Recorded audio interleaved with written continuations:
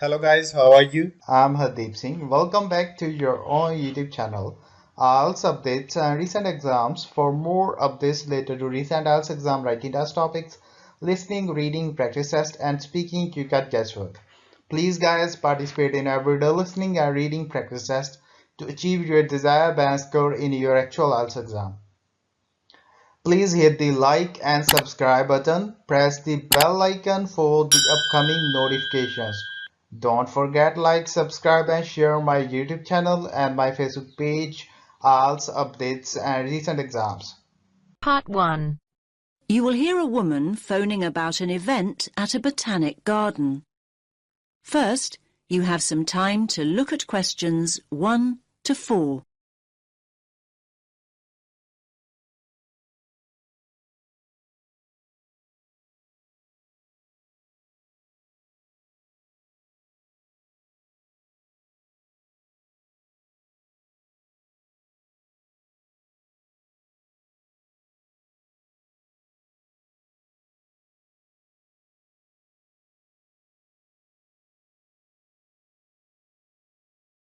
Listen carefully to the first part of the conversation and answer questions 1 to 4. Good morning, you're through to the treehouse at the Botanic Garden. How can I help? Oh, hello. I'd like to book a place on the, Japanese floral art workshop. Ah, yes. Do you mean our workshop on the 16th? No, it's on the 6th. Saturday the 6th. Ah, yes. Got it up here on screen now. Japanese Floral Art Workshop. That's great. You're just in time. We're nearly full.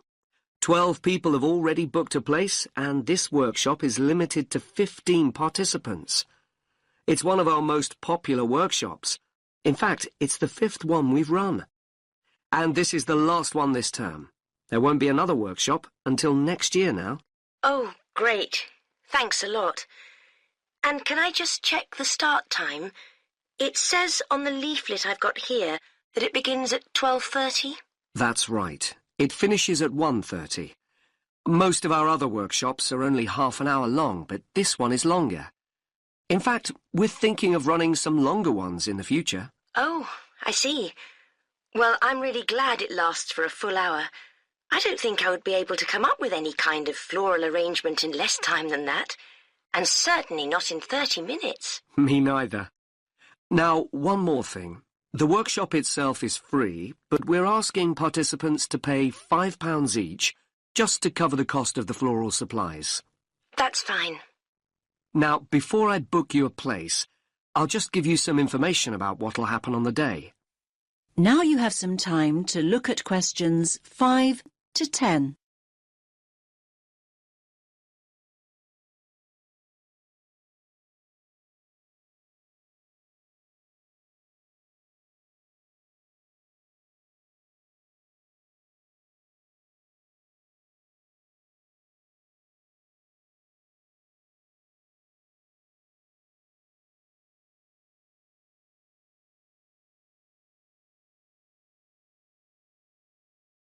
Now listen to the next part of the conversation and answer questions 5 to 10. Basically, it's a real hands-on workshop, so you'll be making your own floral arrangement that you can take home afterwards. That's great. I'm really looking forward to that. Now, a couple of important things. Please remember to bring scissors or cutters to the workshop. Unfortunately, we only have a limited number of pairs to lend people who forget them on the day. Last year, some participants ended up using penknives, which are not at all suitable for floral arranging. Right. I'll make a note of that. And you'll also need to bring your own container. Do you mean a bag, that sort of thing? No, you need a shallow container. Basically, it has to be shallow with a wide base, so that you can use it to work on your arrangement. It can be pottery, wood, plastic, whatever you like. Oh, of course. I see. I'm sure I can find something suitable. And when you arrive for the workshop, ask for Elizabeth Macmillan. She's leading the event. She's a really experienced workshop leader. She's been running the event for us for many years, so you'll certainly be in good hands. That's good to know. Now, I'll just take your details for the booking form. Can I have your first name? Yes, it's Lubna. Lubna. Can you spell that for me? Lubna. And your surname? Awan. Is that Awam? No, it's an N at the end. Thank you. And a contact number, just in case we need to get in touch with you before the workshop. Yes, it's 0759 830 5321. Thanks. That's all the information we need. So that's you booked in. Oh, actually, just one more thing. Would you like to be on our mailing list? This means that we can send you information about future events and workshops. All we need is your email address. Yes, that's great. My email address is lawan25@yahoo.com. OK, I'll just read that back.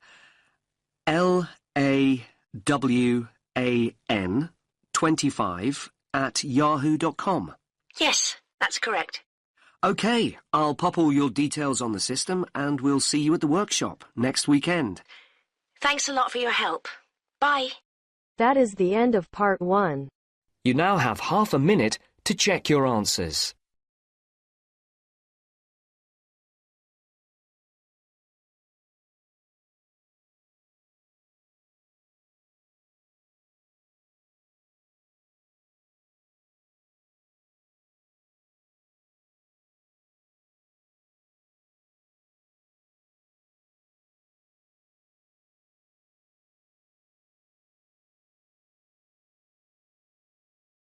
Now turns to part 2. You will hear a woman talking about health and safety when using a computer. First, you have some time to look at questions 11 to 17.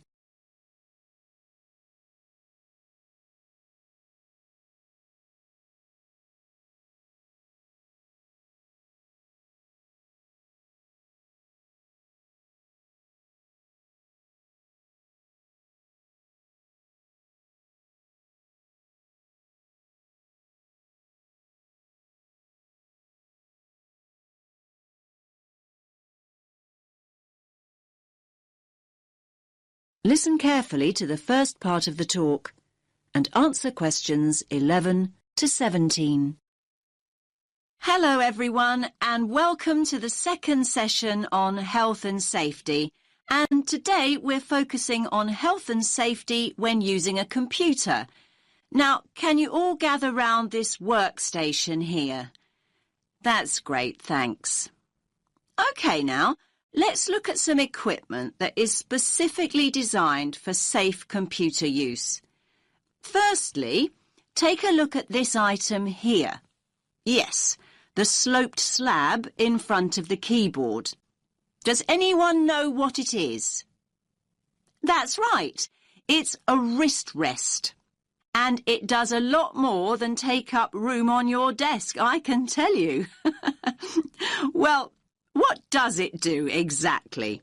In actual fact, it's specifically designed to support your wrist when you're typing or when you're using a computer mouse. Now, the one I'm holding in my hand is made of foam rubber. Come on now, have a feel. You know you want to. Now, it's very flexible, isn't it? The padding is firm, but it also gives way when you press it, just like this. Here's another type, by the way. This one is filled with gel. Now, like the foam rubber type, it's got a firm surface, but when you press it like this, it gives way with a little spring. However, not all wrist rests are flexible like that. Some are made from hard plastic. That doesn't sound like a comfortable support for your wrist, does it? So, not to be recommended. OK, so we know what kind of material we're looking for in a wrist rest. But what else do we have to think about before we choose one? Now, look again at the foam rubber wrist rest here.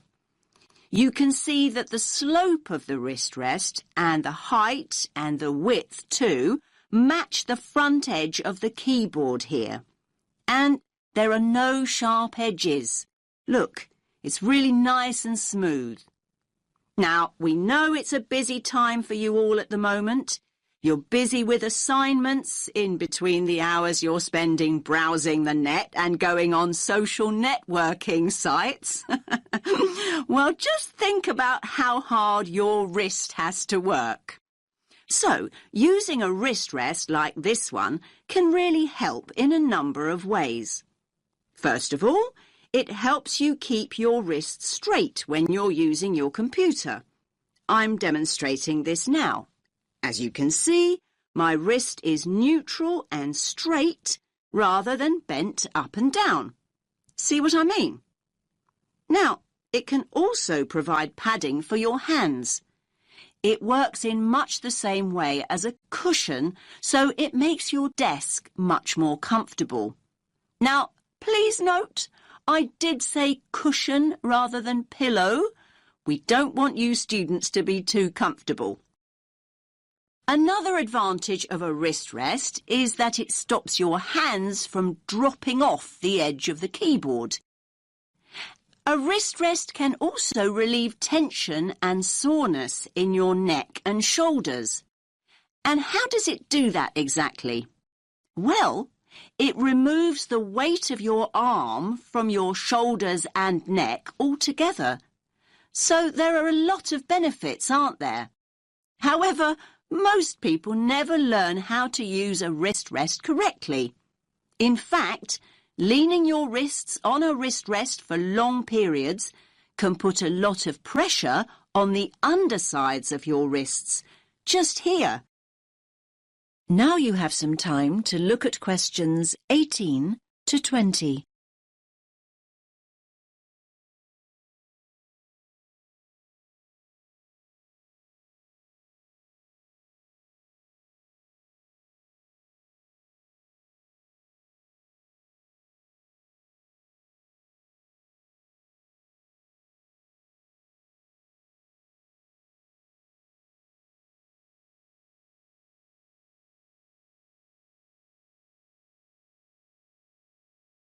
Now listen to the rest of the talk and answer questions 18 to 20. So, to make the most of your wrist rest, it's really important to follow a few basic tips. First of all, make sure you place your wrist rest approximately 1.5 inches away from your keyboard, like this. And never ever place your wrists directly on your wrist rest. Instead, place the palm or ball of your hand on the rest. And another thing, don't use the wrist rest all the time, particularly when you're typing.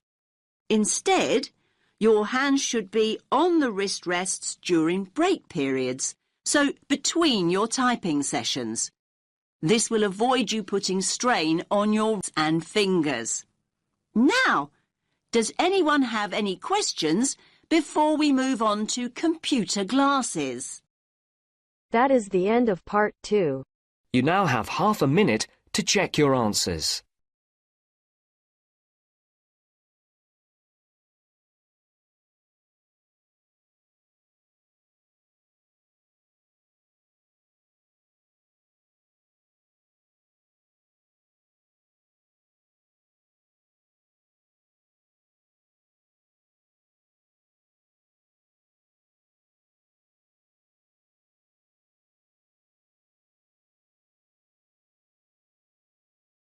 Now turns to part 3. You will hear 2 psychology students talking about an essay. First, you have some time to look at questions 21 to 26.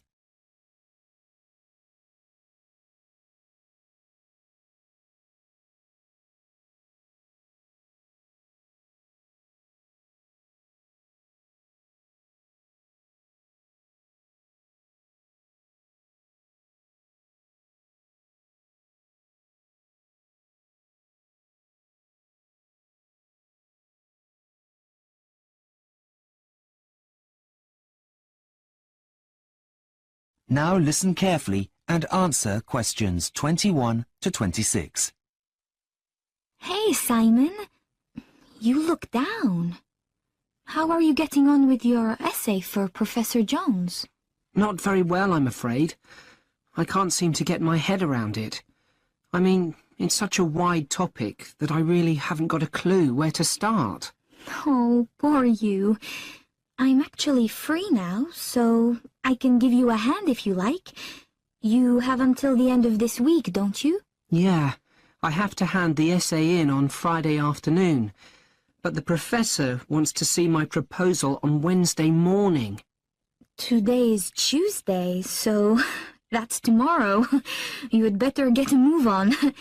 Let's have a look. Thanks.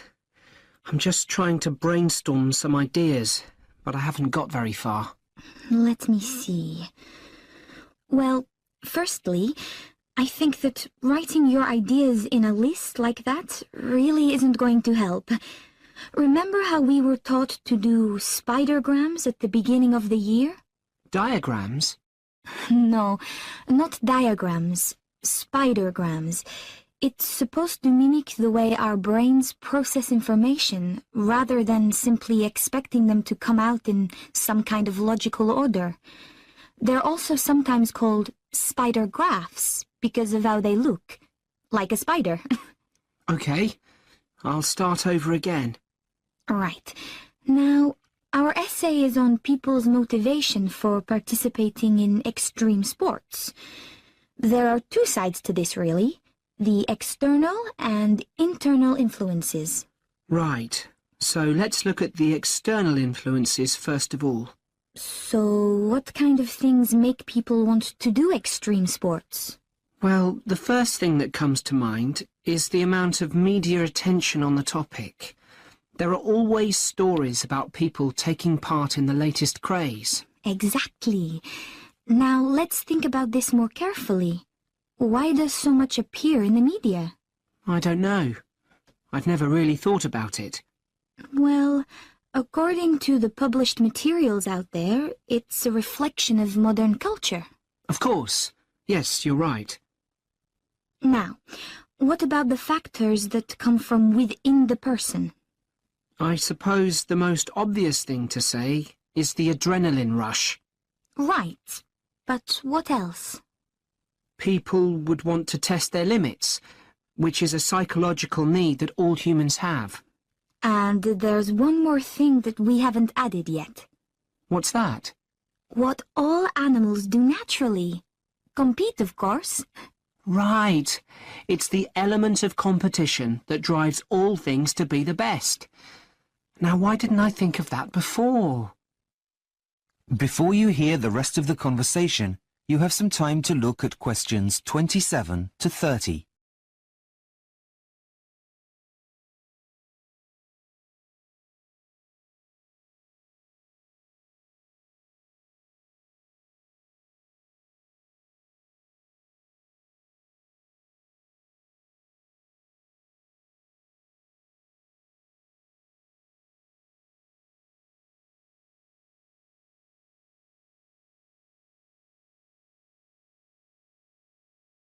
Now listen and answer questions 27 to 30. How much background reading have you done on the topic? Actually, none at all. It's really bad, isn't it? But I just haven't had the time with my part-time job. I know what you mean, but honestly, it's so much easier once you've read around the topic a bit. Did you get a copy of the suggested sources? Because if not, I've got one here. No, I didn't. Thanks, that's a great help. I tell you what, you write down the main points and I'll read it out. Okay, go for it. The first one's by a guy called Hans German, and it's called Crossing Borders. It's a research project that was carried out on around 200 participants of extreme sports. It's a really interesting read. Okay, what next? The next book was written by a man called Richard Bell and is called Motivation Theories. It gives an overview of thrill-seeking and why people choose to put their lives in danger. Is it long? Yeah, it's quite weighty. Why? It's just I really don't have very long before the essay needs to be in. So, is there anything on there that would help me more quickly? Well, I did find a podcast on the topic. I didn't write down the author's name, but they are called The Mind Files, and it's also about the theories and principles, but obviously doesn't go into as much detail as in a book. That's absolutely fantastic, Therese.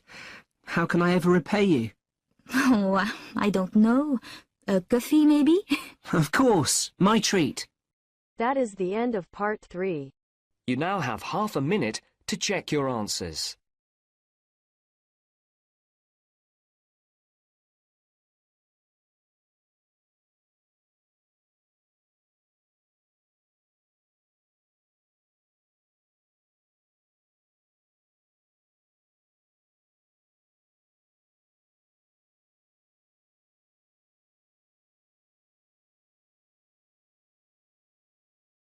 Now turns to part 4. You will hear part of a lecture about conserving natural resources. First, you have some time to look at questions 31 to 40.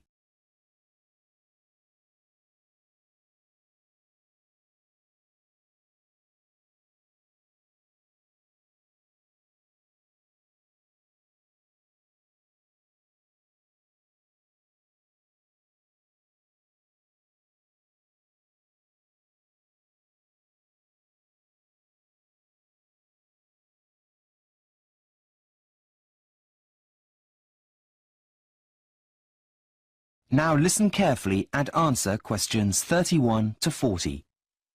Shall we start? Right, now, where did we get to last week? That's right. We were going to begin with a look at 3 of the world's most pressing problems, what has caused them, as well as looking at some of the many possible solutions. Top of the list is air, water and soil pollution. With an ever-increasing demand for food came the increased use of chemical pesticides during the late 1960s. Now, some of you may say that this isn't the ultimate root of the problem. Overpopulation is, but you would be missing out a very important step. The increase in population didn't in itself lead to the pollution of the air, water and soil. What caused the problem in the first place was a move away from traditional farming methods, thanks to advances in technology. Ironically, the answer comes from past farming practices. Well, thankfully, the revolution has already begun. Organic farming and a respect for nature's cycles is the key to solving the problem. In second place, though inextricably linked to the first issue, is the problem of the natural resource depletion. By that, I mean not only fossil fuels, such as oil, coal and gas, but things we all too often take for granted, like fresh water and essential trace minerals in good quality soil. The main culprit, or guilty party here, is wasteful past management practices from those in power. Even though we knew that there were only finite supplies of traditional energy sources, we behaved like we didn't. The phrase that springs to mind is, "Ignorance is bliss." But what about a solution? Again, the process has already begun. We need to invest in new, less polluting technologies in our vehicles, which will also help with the first problem, and use more hydrogen technology. That is, produce car engines that run on water. That's the way forward here. Not good drinking water, of course, but saline water, which is in abundance. Finally, we come to the last problem, that of unequal wealth distribution.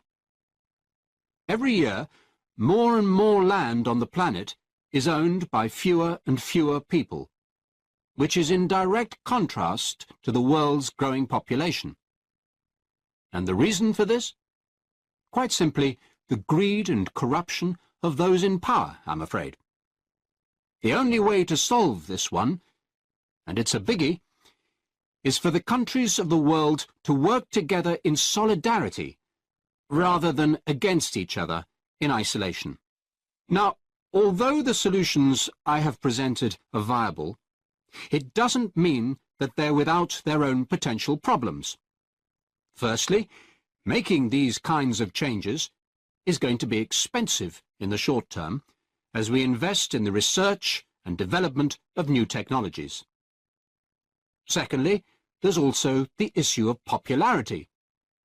It's the politicians of the world who need to make these changes. But they also need to keep their voters happy, and may be reluctant to bring in new practices that may prove unpopular among voters at election time.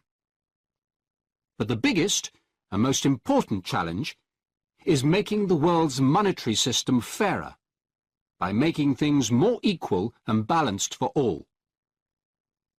This includes adopting ecological practices that benefit all, not just a company's profit sheet. We need to begin an age of corporate social responsibility. Only then can we truly move forward. That is the end of part 4. You now have half a minute to check your answers. So guys, don't forget like, subscribe and share my YouTube channel and my Facebook page, IELTS updates and recent exams. For more updates related to recent IELTS exam writing test topics, listening, reading, practice test and speaking, you got guesswork. Please guys, participate in everyday new IELTS listening and reading practice tests to achieve your desired band score in your actual IELTS exam. For more IELTS material, visit my official website www.ieltsupdatesandrecentexams.com. The link is given below in the description. If you need PDF files of latest IELTS material, then please join my Telegram channel. So guys, please write your score below the comment section.